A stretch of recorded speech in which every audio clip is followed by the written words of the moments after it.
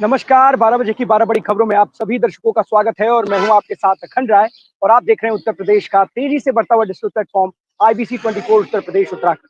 12 बजे की महत्वपूर्ण खबरों की शुरुआत करते हैं। आपको बता दें, एसआईआर को लेकर के पूरा का पूरा विपक्ष चुनाव आयोग और बीजेपी पर हमलावर है और इसी को लेकर के कल से नेता प्रतिपक्ष राहुल गांधी, तेजस्वी यादव और लालू प्रसाद यादव वोट अधिकार यात्रा निकाल रहे हैं। सबसे बड़ी बात है कि लगातार वो चुनाव आयोग पर सवाल खड़े कर रहे हैं। एक प्रेजेंटेशन देके राहुल गांधी ने चुनाव आयोग पर कई आरोप लगाए थे।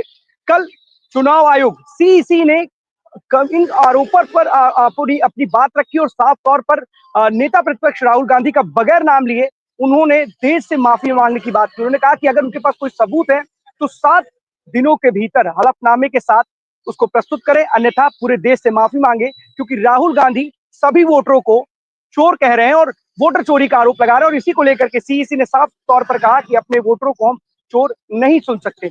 इसी को लेकर उन्होंने एक बात और भी कही कि समाजवादी पार्टी के प्रमुख अखिलेश यादव ने भी एफिडेविट की बात की, लेकिन उनका कोई एफिडेविट नहीं मिला।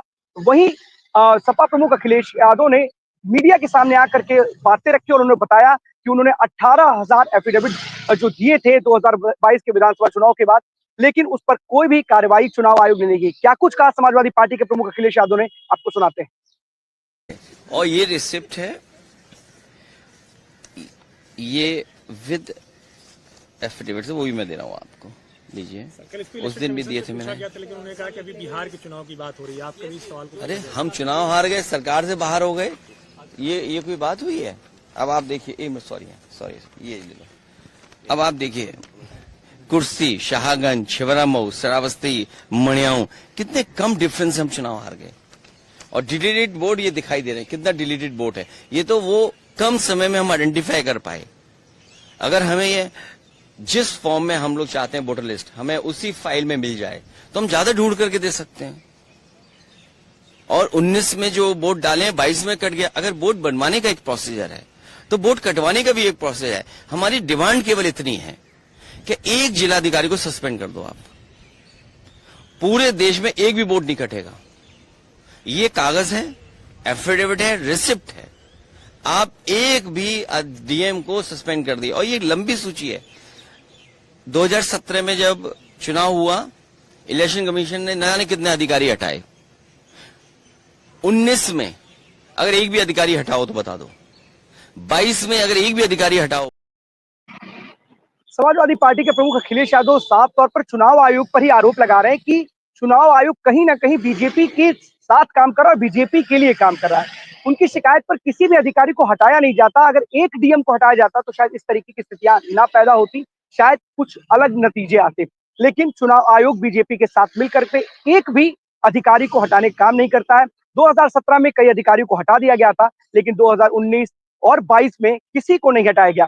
यहाँ तक कि उन्होंने एक बात और भी कही है। उन्होंने कहा है कि अगर समाजवादी पार्टी के लोग शिकायत करते तो किसी को नहीं हटाया जाता, लेकिन अगर बीजेपी के लोग शिकायत करते हैं तो उन्हें हटा दिया जाता है।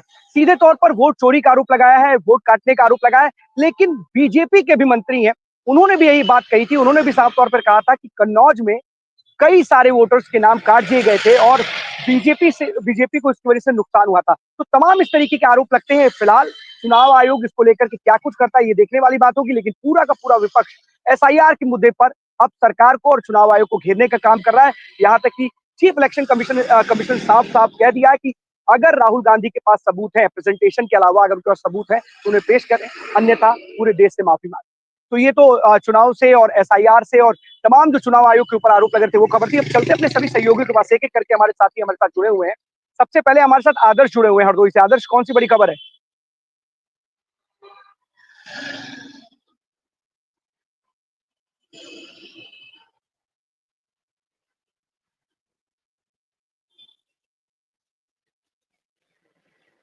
आदर्श, सुन पा रहे हैं आप?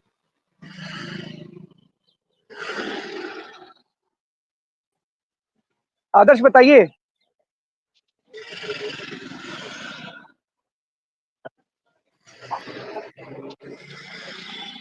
तब तक चलते हैं ज्ञानेंद्र के पास। ज्ञानेंद्र, कौन सी बड़ी खबर है प्रतापगढ़ से आज की? बिल्कुल अखंड, देखिए प्रतापगढ़ पुलिसिंग को जितने भी अवार्ड दिए जाए शायद कम पड़ेंगे। आपको याद होगा कुंभ के दौरान मैंने एक बात कही थी कि प्रतापगढ़ पुलिस को राजकीय सम्मान दिया जाए, राष्ट्रीय सम्मान दिया जाए। फिर से एक ऐसी ही मिसाल प्रतापगढ़ पुलिस की देखने को मिली। मेरे पास कुछ विजुअल्स है, वो पहले विजुअल्स चला दिए जाए कि कैसे प्रतापगढ़ पुलिसिंग काम करती है, किस तरीके से प्रतापगढ़ पुलिसिंग चलाई जा रही है, किस तरीके से पूरे क्राइम को कंट्रोल किया जा रहा है। एक बार वो विजुअल अगर चल जाता है, 1 मिनट 16 सेकंड का वो वीडियो है। वो वीडियो बयान कर रहा है कि प्रतापगढ़ पुलिस अपराधियों को कैसे पकड़ती है। आपने ध्यान दिया होगा उत्तर प्रदेश के पश्चिमी सर्कल में एक घटना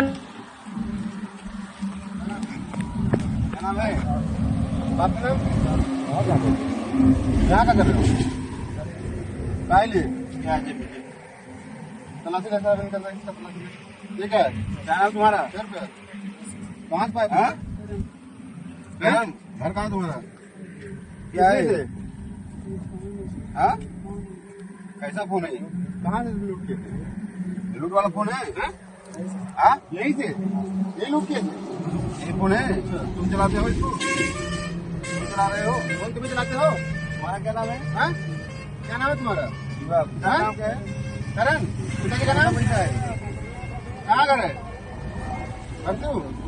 हथिगांव थाना लगता है हथिगांव थाना लगता है ना हाथ में कैसे चोट लगी है तुम्हारा क्या नाम है कब की बात पिताजी का नाम अच्छा ये कितना दिन पहले इतना ही बचा है कितना लिया खर्चा हो गया तुम लोग पैसा इतना बचा है 100 रुपया ज्यादा था ना चलो बहुत ज्यादा था ना इतने बचा है बस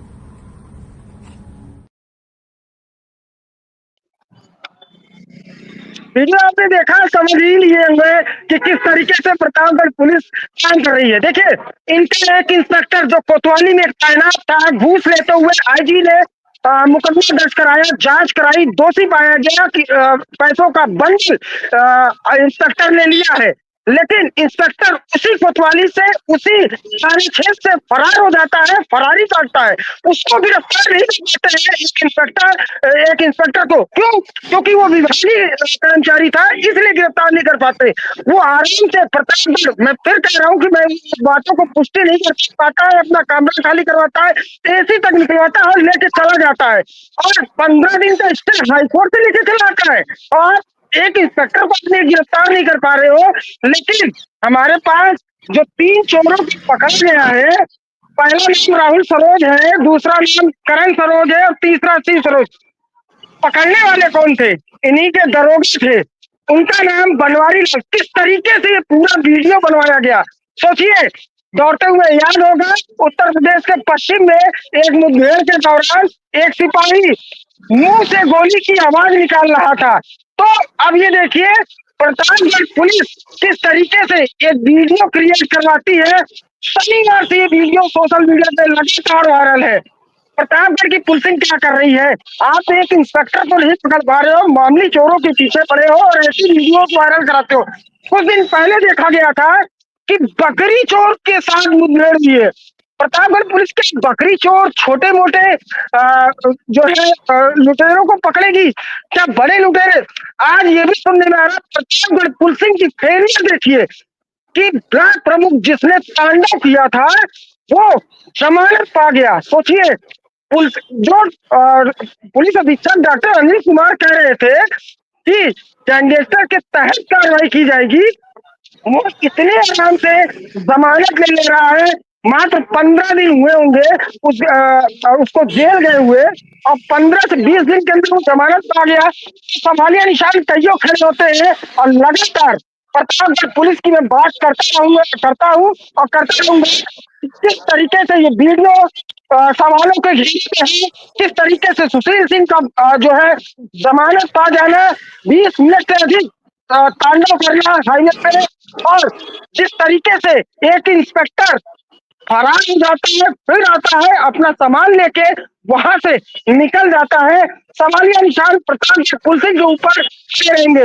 मैं फिर कह रहा हूँ, मैं इस बात की पुष्टि नहीं करता कि आईपीएस डॉक्टर अनिल कुमार और आईजी अनिल कुमार की बन रही कि नहीं बन रही, लेकिन अधिकारियों के खेमे में चर्चाएं बहुत है कि किस तरीके से इन लोगों में साठगांठ नहीं है, तो सवालिया घेरे खड़े होते रहेंगे।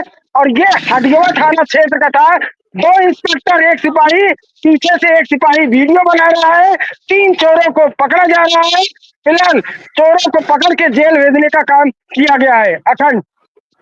हाँ बिल्कुल ज्ञानेंद्र, तस्वीरों में साफ तौर पर देखा जा सकता है कि 3 चोर 3 पुलिस वाले और हट्टे कट्टे चोरों की जो स्थिति बता रही है वो कितने आराम से बैठे हुए हैं बाइक पर, जैसे लग रहा है कि इंतजार कर रहे थे पुलिस आएगी उनके पास और उनको गिरफ्तार करके लेके जाएगी, और दौड़ लगा रहे थे। रेसिंग चल रही थी क्या वहां पर? कोई प्रतियोगिता चल रही थी, उस प्रतियोगिता में नंबर था कि पहले स्थान पर पाना इन तीनों में से किसी एक को। लेकिन ऐसे ही लोग होते हैं, ऐसे ही पुलिस वाले होते हैं जो इस तरीके से सरकार और प्रशासन पर सवाल खड़े करवाते हैं। क्योंकि अगर एक वीडियो बना रहे हैं, तमाम ऐसी चीजें तस्वीरें आई हैं पूरे प्रदेश में और देखी है किस तरीके से अपराधियों को पकड़ने के लिए पुलिस जाती है। फेक एनकाउंटर का तमाम जो राजनीतिक दल है वो भी आरोप लगाते रहते हैं। और अब तो ये जो वीडियो है ये सोशल मीडिया पर वायरल है कि किस तरीके से प्रतापगढ़ पुलिस चोर को पकड़ने के लिए, अपराधियों को पकड़ने के लिए पूरी जान की बाजी लगा रही है और दौड़ते हुए उन अपराधियों तक पहुंच पा रही है। प्रतापगढ़ पुलिस अगर दौड़ते हुए इन अपराधियों तक जो इंतजार कर रहे थे पुलिस का, उनको पकड़ने की बजाय जो सच में अपराधी है उन तक अगर दौड़ लगाती तो इस तरीके से कोई अपराधी है जमानत पर बाहर नहीं आता, जैसा कि आप बता रहे ज्ञानेंद्र। सबसे बड़ी बात है कि ऐसी ही कार्रवाई, ऐसी ही शैली होती है जो पुलिसिंग की, वो सवालों के घेरे में होती है और तमाम जो लोग उम्मीद जताते हैं या उम्मीद करते हैं कि न्याय मिलेगा, उनकी ऐसी कार्यशैली की वजह से वो उम्मीद जो है वो खत्म हो जाती है। लेकिन प्रतापगढ़ पुलिस को सुर्खियों में बने रहने की आदत है, तमाम तरीके के नए नए उपाय खोज करके ले आती है। उसके पास अपने अपने नए कारनामे होते हैं, कारनामे ही बोले जाएंगे। अगर अपराधियों को पकड़ना है, इस तरीके से फुटेज आप बनवाते हो तो कम से कम समझ में आता है कि अगर कोई एक नॉर्मल सा बच्चा भी देखेगा तो भी समझ जाएगा कि ये किस तरीके से एक बनवाया गया है।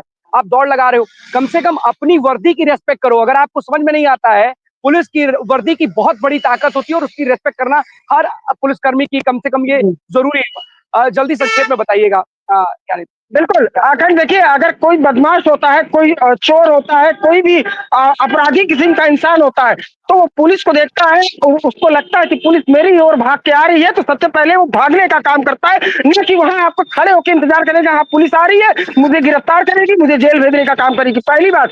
दूसरी बात, लगातार देखा गया है प्रतापगढ़ पुलिसिंग हर वक्त अपने सुर्खियों में रहती है, हर वक्त बनी रहती है। देखा गया तौहीद के मामले में किस तरीके से उसको एक चौकी में ले आके बैठाया गया था। देखा गया किस तरीके से ब्लॉक प्रमुख को लखनऊ से गिरफ्तार किया गया था, उसको पता था, यहाँ तक कि एक एक अधिकारियों को पता था कि ब्लॉक प्रमुख सुशील सिंह कहाँ बैठा है। सोचिए, वो छोटे मोटे चोर है, मैं मान सकता हूँ, वहाँ चोर है, उनको जो सजा होती है उनको सजा देनी चाहिए। बिल्कुल सही बात है, सही सवाल है, लेकिन सबसे बड़ी बात है अपराधी अपराधी है, चोर चोर है। बिल्कुल कार्रवाई कीजिए, पर दिखावे की कार्रवाई से असल कार्रवाई करेंगे तो ज्यादा बेहतर होगा। अगर किसी बड़े अपराधी को अगर आप पकड़ते तो और भी ज्यादा महत्वपूर्ण होता, और इसी तरीके की कार्रवाई अगर आपने ब्लॉक प्रमुख जो जिसने तांडव मचाया था उस पर करते तो बहुत अच्छा लगता। लेकिन छोटे चोर मोर या छोटे चोर हैं या बड़े चोर, चोर चोर हैं, अपराधी अपराधी हैं, उनको कोई श्रेणी नहीं होती। लेकिन अपराधियों के खिलाफ जीरो टॉलरेंस की नीति पर सरकार लगातार काम कर रही है। आपको कम से कम ऐसा नहीं होना चाहिए कि आपकी कार्रवाई हंसी का पात्र बने और कोई लोग उसे शेयर करें और वीडियो बना करके बताएं कि किस तरीके से उत्तर प्रदेश पुलिस काम कर रही है। बहुत बहुत धन्यवाद आपका इस तमाम जानकारी के लिए ज्ञानेंद्र। इंद्रवीर हमारे साथ जुड़े हुए हैं रायबरेली से। इंद्रवीर, कौन सी बड़ी खबर है? देखिए अखंड, रायबरेली से जो तस्वीर है, वो जो खबर है वो बहुत भयावह खबर है। और जिस तरीके से ये कल से सोशल मीडिया पे खबर चल रही है, खैर इस पे अभी जो है बात हुई है, क्षेत्राधिकारी प्रदीप जो है बछरावा, उनसे बात हुई तो इन्होंने बताया है कि इसमें गिरफ्तारी हुई है और आज इनको न्यायिक अभिरक्षा में भेजा जाएगा। खबर क्या है मैं आपको पहले दिखाना चाहूंगा। एक हमारे पास एडिशनल एसपी संजीव कुमार सिन्हा की बाइट है, और वो बाइट पहले हम चाहेंगे हमारे इनपुट के पास है, तो प्लीज प्ले करें, उसके बाद ही हम आपको पूरी खबर पे बताते हैं। कल रात बछरावा थाना क्षेत्र के अंतर्गत एक 112 की सूचना थी। इसमें यह बताया गया था एक नाबालिग बच्ची के ऊपर सेक्सुअल एजाल्ट हुआ है। मौके पर तत्काल क्षेत्राधिकारी एसएचओ की टीम पहुंची। परिवारजनों के तहरीर पर सुसंगत धाराओं में अभियोग पंजीकृत कर लिया गया है। टीम बना लिया है। जो नामजद अभियुक्त है उन्हीं की बिरादरी का है और गांव के ही रहने वाला लोग उसका नाम जानते हैं और उसकी तलाश कर रही है। शीघ्र ही गिरफ्तार करके उसको न्यायिक अभिरक्षा में भेजा जाएगा। पहले तो मैं आपको अखंड क्लियर कर दूं कि इसकी जो इसको किस शब्द में मैं बयां करूं, मेरे पास शब्द नहीं है। इस राक्षस को, राक्षस भी बहुत छोटा शब्द होगा, इस राक्षस के लिए मेरे पास शब्द नहीं है। और इस राक्षस ने जो 7 साल की बच्ची के साथ करने की कोशिश करी या किया, exactly not clear in IBC, but ये जब खबर आई तो, और ये हमारे यहाँ नेशनल पे भी आईबीसी और हर जगह चल रही है। इस पे एडिशनल एसपी ने अभी जो कहा आपने सुना कि सुसंगत धाराओं में अभियुक्त पंजीकृत किया गया है और गिरफ्तारी आज कल की बात है, ये वारदात, और आज इसकी गिरफ्तारी की गई।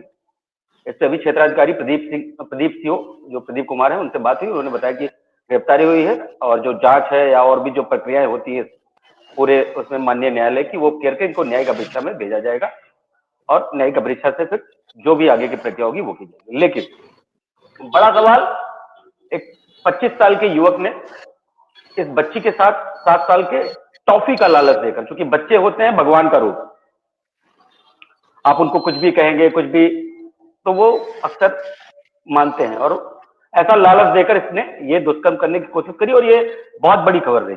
लेकिन पुलिस के लिए एक अच्छी खबर ये रही कि इसको गिरफ्तार किया गया और गांव का एक व्यक्ति था और उसकी विचित्र जो मानसिकता थी, घिनौनापन, वो सामने आया। और ऐसे ही लोगों को सतर्क होने की जरूरत है कि आने वाले समय में हम अपने बच्चे को किस तरीके से सिक्योर कर सकते हैं या किस तरीके से हम उनको सेफ रख सकते हैं। ये एक बड़ा मैसेज रहा, जो ये घटना हुई नहीं होनी चाहिए थी, लेकिन इसमें गिरफ्तारी हुई है और गिरफ्तारी के बाद आज इनको न्यायिक परीक्षा में भेजा जाएगा। जी अगर हाँ बिल्कुल इंद्रवीर, देखिए जिस तरीके से लोग ये कहें ना, आप शब्द बिल्कुल आपने सही चुना था। ऐसे व्यक्ति को अगर शब्दों में अगर उसको सुशोभित किया जाए, उसको सुशोभित किया जाए, अगर कम शब्दों में बात की जाएगी, कहीं ना कहीं जो शब्द आपने सही बोला कि राजनीति के लोग हैं, ये एक छोटी सी व्यक्ति के साथ किस तरीके से करने से पहले एक बार भी उस पे साफ तौर पर जिस तरीके का माहौल बन रहा है समाज में, और तमाम ऐसी खबरें आ रही। बलरामपुर में भी ऐसा देखा गया कि मूक बधिर बच्ची के साथ किस तरीके से रेप की वारदात को अंजाम दिया था और भागती हुई बच्ची जा रही थी। लोग इस समाज में किस तरीके के लोग इस समाज में रह रहे हैं, ये बहुत बड़ा सवाल बनता हुआ जा रहा है, क्योंकि इस तरीके की प्रवृत्ति की लगातार ऐसी खबरें हर दिन अगर आप उठाएंगे तो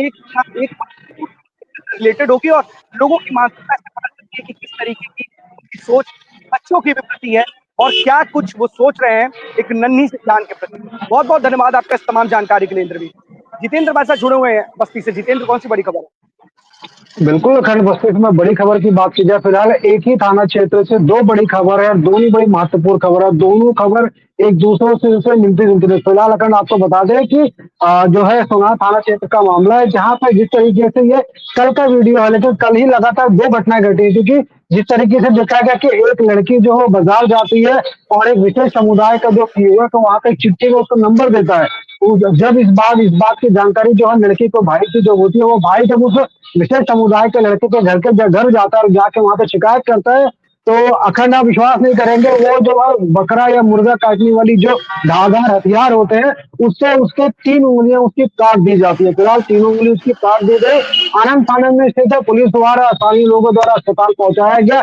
पहुंचाने का पुलिस ने उसमें कार्रवाई तो की, गिरफ्तार कर लिया, लेकिन इसके अलावा उसमें जिस तरीके से जो घटना घटी है कहीं ना कहीं निंदनीय है, क्योंकि एक विशेष समुदाय के द्वारा जो है चिट्ठी दी गई।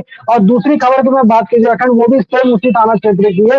वहां पे देखा गया कि एक विशेष समुदाय का जो युवक है, 3 युवक है, एक नाबालिग किशोरी दलित लड़की, जिसको जो है एक के बाद एक उसको घर उठा कर लेके जाते हैं। वहां ले जाने के बाद एक के बाद एक 3 लोग लगातार उससे जो है दरंगी करते हैं, उसके साथ रेप करते हैं, बलात्कार जैसी घटना को अंजाम दिया। और सबसे बड़ी बात अखंड ये है कि परिवार लगातार बच्ची को ढूंढता रहा, नहीं मिली, लेकिन जब बच्ची मिली तो कहीं ना कहीं उसके साथ 3 लोगों ने जिस तरीके से रेप किया था। फिलहाल पुलिस दोनों खबरों में अखंड अगर बात की जाए तो पुलिस के खिलाफ कहीं ना कहीं उंगलियां उड़ रही है, क्योंकि पहली घटना में जो लोगों ने जब पुलिस को जानकारी दी तो पुलिस द्वारा कोई कार्रवाई नहीं की गई, क्योंकि चिट्ठी देने के बाद। फिर दूसरे नंबर पर अगर बात की जाए तो इसमें भी सेम इस तरह की सिचुएशन देखी गई, क्योंकि अगर जो है 30 घंटे इस घटना को बीत जाता है, पुलिस के पास जब जाते हैं कि 3 लोगों ने दुष्कर्म किया, बलात्कार किया है, तो पुलिस जो है उसी को समझाने लगती है और उसी में वो जो कहते हैं पुलिस अपना खेल करना शुरू कर देती है। लेकिन कहीं ना कहीं जब दोनों मामलों में विश्व हिंदू महासंघ वहां पे एक्टिव होता है, वहां पहुंचता है, उसके बाद कहीं जाकर पुलिस उसमें मुकदमा दर्ज करती है। लेकिन तीनों आरोपी फिलहाल अभी भी पुलिस की गिरफ्त से फरार है अखंड। जितेंद्र, एक काम करना चाहिए ना, पुलिस को जो थाना है, जो पुलिसकर्मी उस थाने में बैठते हैं उनको छोड़ देना चाहिए। विश्व हिंदू परिषद के लोग या तमाम दूसरे सामाजिक कार्यकर्ता जब जाएंगे तब क्या शिकायत लिखी जाएगी? क्या काम कर रही है पुलिस? पुलिस के पास अपनी शिकायत लोग लेकर जा रहे हैं, क्या क्या उनको फैला फुसला करके हम समझौता कराना है? क्या काम? एक पीड़ित इस तरीके का आरोप लगा रहा है, इतना जघन्य अपराध है ये, उस पर अगर आप शांति समझौता कराने में आप ज्यादा आपको विश्वास हो रहा है, तो इससे बड़ी दुर्भाग्य की बात क्या हो सकती है भाई। पुलिस वालों को एक काम करना चाहिए, सबसे बढ़िया आराम से बजा करके उन्हें बिठा देना चाहिए कुर्सी पर, और किसी और से जाना चाहिए घूमने के लिए। सरकार से तनख्वाह ले, काम उनसे करवाएं। कैसे काम चलेगा ऐसे? अगर क्या उन लोग अभी भी फरार है, ये आरोपी जो फरार है, क्या इनकी गिरफ्त के लिए क्या पुलिस ने कोई टीम गठित की है? पुलिस ने टीम बनाई है, लेकिन सबसे बड़ी चीज है कि आप जो है, जो अगर 30 घंटे का समय पुलिस को मिला था पहले, अगर उन्होंने तहरीर दी, तो पुलिस 30 घंटे तक क्या इंतजार कर रही थी? क्या कोई संगठन आएगा वहां पे, आने के बाद गिरफ्तारी की मांग करेगा, तब गिरफ्तार किया जाएगा, तब मुकदमा लिखा जाएगा? क्या पुलिस 30 घंटे तक कर क्या रही थी आखिर में? 30 घंटे से पहले उसको गिरफ्तार क्यों नहीं कर पाई? आज पुलिस उसको अगर ढूंढ रही है दोनों आरोपियों को, तो क्यों ढूंढ रही है? तो सबसे बड़ा सवाल यही है कि पुलिस अगर गिरफ्तार की होती तो शायद आज इन्हें टीम बना के जो है तीनों लोगों को ढूंढना नहीं पड़ता, शायद आज वो सलाखों के पीछे होते। सवाल ये सबसे बड़ा खड़ा होता है कि पुलिस क्यों ऐसे मामले में, क्योंकि रेप जैसे जघन्य अपराध के मामले में, बलात्कार में जैसे मामले में लगातार एक के बाद एक 3 लोगों ने किया है, क्योंकि पुलिस उसमें मुंह दबा अपने चुप्पी साध के क्यों बैठी है? क्यों नहीं उस पर कार्रवाई करती है? सवाल अखंड सबसे बड़ा ये है। बिल्कुल सवाल उठेगा भी जितेंद्र कि अगर आपके पास कोई आ रहा है, न्याय की गुहार लगा रहा है आपसे, और आप उस कुर्सी पर है कि किसी को न्याय दिला सकते हैं, और आप इंतजार कर रहे हैं, शांति समझौता कराने के लिए बैठे हैं आप वहां पर, सुलह समझौता कराने के लिए बैठे हैं, किसी की अस्मत लूट ली जाती है, वो आरोप लगा रहा है, और आप उसमें किसी तरीके से कोई ना कोई अड़चन बना के कोई भी समझौता कराने में, क्या संगठन जब आएगा जागेगा तब जाकर के आप उसके खिलाफ मुकदमा लिखेंगे? जो भी है इस तरीके की गतिविधि को अंजाम दे रहे हैं, उनके खिलाफ कड़ी कार्रवाई होनी चाहिए, कठोर। यही मौका मिलता है कि तमाम जो राजनीतिक दल है वो एक जो जिसके रिलेटेड होता है वो उसको उठा लेता है, फिर उसके बाद वो कार्रवाई के लिए पूरे देश में एक वो हल्ला करता है। कम से कम किसी के साथ इस तरीके की घटना घटी है, इस तरीके का जघन्य अपराध की वो न्याय लेकर के गुहार लगाने के लिए आपके पास पहुंची है, और आप लगा ही नहीं रहे। तो आप लोग अपनी कुर्सी को छोड़ दें। अगर आपको लगता है कि आप नहीं ठीक से न्याय कर पाएंगे, तो आप लोग अपनी कुर्सी को त्याग कर दें। कोई भी संगठन आकर के काम कर रहा है, आपका भी अपने आप में आपके लिए पुलिस के ऊपर लोगों का बहुत बड़ा विश्वास होता है, भरोसा होता है, और वो चाहते हैं कि जब कभी मुसीबत में होंगे तो आपके पास जाएंगे, आपसे न्याय मिलेगा। लेकिन न्याय की जगह पर नहीं होगा तो समझौते का कोई फायदा नहीं है। जितेंद्र, फिलहाल जरूर पुलिस से बात कीजिएगा, आला अधिकारियों से, आखिरकार जिन लोगों ने भी एफआईआर लिखने में या आरोपियों को पकड़ने के लिए देर की है, उनके खिलाफ भी क्या कार्रवाई करनी है, जरूर बात। बहुत बहुत धन्यवाद आपका तमाम जानकारी के लिए जितेंद्र। एसपी सिंह हमारे साथ जुड़े सुल्तानपुर से। एसपी सुल्तानपुर से रोड को लेकर के एक प्राइवेट कंपनी की डायरेक्टर ने मुख्यमंत्री को पत्र लिखा है, और उन्होंने बताया है कि किस तरीके से एक समाजवादी बीजेपी के विधायक जो सदर विधायक है, उन्होंने उस कंपनी से 25 लाख रुपए की रंगदारी मांगने का आरोप लगाया। उन्होंने डीएम से भी शिकायत की है, उन्होंने पुलिस अधीक्षक से भी शिकायत की, और साथ ही साथ मुख्यमंत्री से शिकायत की है। क्या है पूरा मामला, दर्शकों को बताइए। ये मुकदमा के लिए जो है सब लोग दौड़ भाग कर रहे हैं। अभी एसपी साहब को भी ज्ञापन देने के लिए गए थे। अब देखिए एसपी साहब इस पे क्या संज्ञान लेते हैं। इसमें विधायक और उनके साथ में जो और लोग हैं, अन्य कई लोगों के साथ जो है ये घटना में जो घटना कारित किए गए हैं, रंगदारी जो मांगी जा रही है ठेकेदारी को लेकर के, इस पे देखिए एसपी साहब और जिलाधिकारी को भी विज्ञापन सौंपा गया। अब एसपी साहब को भी ज्ञापन सौंपा गया है। अब इसमें देखिए एफआईआर की प्रक्रिया एसपी साहब आश्वासन दिए हैं कि इसकी विधिक कार्रवाई की जाएगी। अब देखने वाला ये वक्त है कि एफआईआर आज शाम तक हो जाती है, कल तक होती है, कैसे क्या है ये तो एसपी साहब के विवेक के ऊपर है, लेकिन प्रार्थना पत्र इसके विषय में दिया गया है जिलाधिकारी को। एसपी ये भी जानना चाहेंगे कि आखिर कौन सी वो रोड थी जिस रोड के लिए 25 लाख रुपए विधायक जी मांगते हैं उस कंपनी से, उस कंपनी के लोगों से, जिसके चक्कर में उनकी शिकायत मुख्यमंत्री तक हो जाती है। डीएम और एसपी तो छोड़िए, कौन सी वो रोड है, किस रोड की पूरा का पूरा एक दो रोड तो मान लीजिए हाईलाइट है, लेकिन इसमें आपको बताते चले कई रोडों का मामला है। उनके विधानसभा क्षेत्र के कई रोडों का ऐसा मामला है, जैसे एक दो मामले तो उजागर हुए हैं, लेकिन अभी एक गुप्त तरीके से ऐसे जानकारी और मिल रही सूत्रों के हिसाब से कि ये ठेकेदारी का जो चल रहा था, ये रंगदारी वाला, कुछ लोग रंगदारी देते भी थे लेकिन गुप्त तरीके से दे रहे थे, उसको जानकारी नहीं थी। लेकिन ये जो है आगे बढ़ के इस पे एप्लीकेशन देते हैं और इस पे कार्रवाई के लिए मांग कर रहे हैं, और ये कह रहे हैं अगर इस पे कार्रवाई नहीं होगी तो हम लोग धरने पे बैठेंगे और भूख हड़ताल पे बैठेंगे। और माननीय योगी आदित्यनाथ से यही हम अपील करते हैं कि इस पे मुकदमा दर्ज करके आवश्यक कार्रवाई की जाए। अरे किसके खिलाफ धरने पर बैठेंगे जब विधायक के खिलाफ आरोप लगा है, मुख्यमंत्री के पास शिकायत उन्होंने लिखित शिकायत भेजी है, एसपी और डीएम को भी शिकायत भेजी है, लेकिन अब धरने पर बैठेंगे अगर शिकायत देने के बाद 17 तारीख को शिकायत पत्र मुख्यमंत्री को दी गई है शिकायत। सबसे बड़ी बात है कि सवाल ये है कि अगर इस तरीके की रंगदारी की बात विधायक के लिए आती है, वो भी बीजेपी सत्ता पक्ष के विधायक है, उनके लिए इस तरीके की बातें की जाती हैं और कार्रवाई नहीं होती तो सवाल खड़े करेंगे। विपक्ष लगातार सवाल खड़े कर रहा है कि आखिरकार क्यों नहीं कर रहे हैं, सवाल तो खड़े करेगा ना एसपी। इसके पहले जो है सीताराम जो विधायक मौके के थे लम्हुआ के, उनके भी जो साथ में चलने वाले हैं उनका भी रंगदारी का मामला चल रहा था, लेकिन बाद में उसमें पुलिस एफआईआर भी दर्ज की, विवेचना भी हुई, लेकिन वो भी ठंडे बस्ते में मैटर आज तक वैसे पड़ा हुआ है। अभी उस पे वो मैटर एकदम समझिए कि ठंडे बस्ते में पड़ा हुआ है, आज उसको गौर करने वाला कोई नहीं है। अभी मामले मुझसे पर कोई बात निकल करके सामने, क्या उन्होंने अपना पक्ष रखने की कोशिश किया, उन्होंने अपने पक्ष रखा या आखिर उनके ऊपर इस तरीके का आरोप लगाया, तो क्या कुछ विधायक ने अभी तक इस पर कोई टिप्पणी की है, कोई बात की है या अपने पक्ष में उन्होंने? अभी आईबीसी की टीम उनसे बात किया है, जिनका मैटर है उनसे भी हम लोग मिलते हैं, उसके बाद एसपी साहब की भी बाइट लेते हैं कि इस पे क्या कार्रवाई कर रहे हैं, एफआईआर दर्ज कब कर रहे हैं, किन किन धाराओं में कर। सत्ता पक्ष के विधायक हैं और सत्ता पक्ष के विधायक के ऊपर अगर रंगदारी का आरोप लगेगा तो अपने आप में सवाल खड़े होंगे, क्योंकि लगातार विपक्ष इस तरीके का इसको लेकर के सोशल मीडिया पे वायरल है, पत्र के साथ तमाम चीजें वायरल है और पूछा जा रहा है कि अगर सत्ता पक्ष के लोग ही गुंडाई करेंगे, रंगदारी मांगेंगे तो इस प्रदेश का विकास कैसे होगा। से सड़क से जुड़ा हुआ पूरा का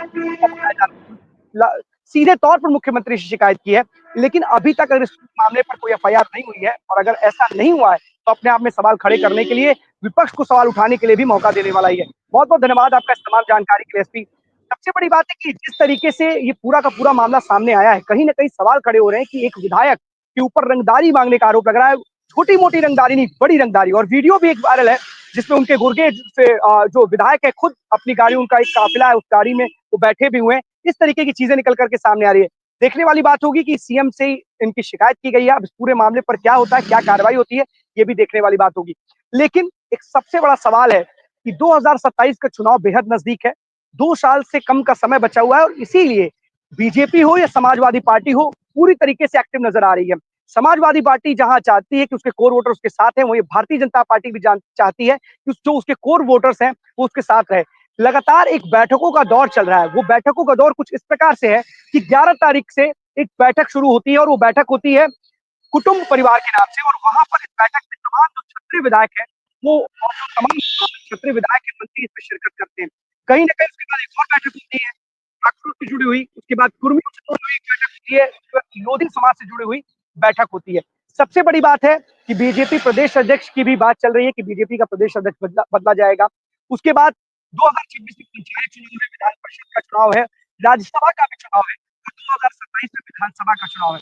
क्या इसको लेकर के जो लॉबिंग है, जो जातीय लॉबिंग है, वो बीजेपी के ऊपर भारी पड़ती हुई नजर आ रही है और तमाम जो बीजेपी के जो बड़े नेता हैं, मंत्री हैं, विधायक हैं, वो एकजुट एक अलग अलग अपना अपना जो उनका वोट बैंक है, या यूं कहें कि जैसे ठाकुर क्षत्रिय विधायक एक तरफ है, दूसरी तरफ कुर्मी जो विधायक हैं वो अलग अपनी बैठक कर रहे हैं, लोधी जो समाज के जो लोग हैं वो अपनी अलग बैठक कर रहे हैं। तो कहीं ना कहीं जिस तरीके से समाज का प्रभाव है, और सबसे बड़ी बात है कि ऐसा नहीं है कि जो लोधी समाज के कुछ कार्यकर्ता मिलकर के बैठक कर रहे हो या फिर कुर्मी समाज के कुछ कार्यकर्ता मिलकर के बैठक कर रहे हो या क्षत्रिय समाज के कुछ कार्यकर्ता मिलकर के बैठक कर रहे हो, बल्कि सभी अगर बैठकों को ध्यान से देखा जाएगा तो एक बात निकल करके सामने आएगी कि जितनी भी बैठकें हो रही हैं उसमें मंत्री लेवल के लोग शामिल हैं, चाहे वो क्षत्रिय समाज की बात की जाए, चाहे वो कुर्मी समाज की बात की जाए या फिर लोधी समाज की बात की जाए, सभी के अपने नेता हैं। क्या बीजेपी अब इस रणनीति के तहत काम कर रही है कि जिस तरीके से दूसरे अन्य राजनीतिक दल हैं, क्षेत्रीय पार्टी हैं, और जिस तरीके से निषादों के नेता, निषाद पार्टी के संजय निषाद हैं, राजभर पार्टी के ओम प्रकाश राजभर हैं, कुर्मी के अनुप्रिया पटेल जी हैं, तमाम ऐसी चीजें हैं, जो तमाम ऐसे नेता हैं, क्या अब बीजेपी भी अपने मंत्री जो विधायक हैं उनके उनमें भी अब एक अलग से पूरा का पूरा सेटअप तैयार करने जा रही है? क्या इसी को लेकर के बैठकें हो रही हैं? क्योंकि जिस तरीके से बैठकें हुई हैं, कहीं ना कहीं लोगों को एकजुट करने की बैठक हुई है। फिलहाल जब ये ठाकुर ये कुटुंब परिवार की बैठक हुई, उस पर सवाल खड़े हुए कि क्या सीएम योगी के लिए एक लॉबिंग की जा रही है कि कहीं ना कहीं उनको ही सत्ता के शीर्ष पे बनाए रखा जाए, क्योंकि 9% वोट बैंक क्षत्रियों का है, लेकिन कुर्मियों की बात भी की जाए तो करीब 10% वोट बैंक उनका भी है और 160 विधानसभा है जिसपे उनका प्रभाव है। अगर क्षत्रियों की बात की जाए तो करीब 93 से 94 ऐसी विधानसभा है जिसपे उनका प्रभाव है। तो बहुत सारी अगर चीजें की जाए, अगर चाहे लोक समाज की बात की जाए, करीब 1 करोड़ से ज्यादा की आबादी है जो कहीं ना कहीं कई सारी सीटों पर असर डालती है। अब बीजेपी भी क्या इस मुसीबत में है कि क्या उसको वोट बैंक छिटकने का डर लग रहा है, या फिर बीजेपी एक नई रणनीति प्लान बी के तहत काम कर रही है और सभी को दलों में, या कहते कि सभी में, जैसे कुर्मी समाज में हो या फिर लोध समाज में हो या क्षत्रिय समाज में, जो एक नेता हो उसको लीड करा करके एक समाज को एकजुट करने का प्रयास कर रही है। क्योंकि जब अगर विधायकों की बात की जाए, विधायक हो, मंत्रियों को इसकी जिम्मेदारी मिली है या फिर विधायक खुद से एकजुट हो रहे हैं, किस तरीके से पूरी की पूरी टीम काम कर रही है देखने वाली बात होगी। लेकिन 2027 से पहले की जो प्लानिंग है, जो तैयारियां हैं, वो जरूर शुरू हो चुकी हैं और इसका असर देखने को कहीं ना कहीं साफ तौर पर मिल रहा है कि बीजेपी पूरी तरीके से मैदान में उतर चुकी है 2027 से पहले। क्योंकि लोकसभा में चुनाव में जिस तरीके से यूपी में करारी हार मिली है, करारी शिकस्त मिली है, बीजेपी खेमे को परेशान कर दिया है और सोचने पर मजबूर कर दिया है। क्योंकि अगर यूपी की चाबी, यूपी की सत्ता से वो यूपी की सत्ता उनके हाथ से चली जाती है तो कहीं ना कहीं बीजेपी को एक बड़ा नुकसान होगा। शायद इसीलिए 2027 के विधानसभा चुनाव से पहले बीजेपी पूरी की पूरी एक्टिव मोड में नजर आ रही है और अभी से उसने तैयारी शुरू कर दी। अब देखने वाली बात होगी कि इन बैठकों का रिजल्ट क्या है, क्या किसी पर दबाव बनाने की कोशिश है या फिर बीजेपी प्लान बी के तहत काम कर रही है और सभी समाज को एकजुट करने के लिए उन्होंने अपने ही विधायक और मंत्री को जिम्मेदारी दे दी है। 12 बजे 12 बड़ी खबरों में आज के लिए इतना ही। कल हम आपके साथ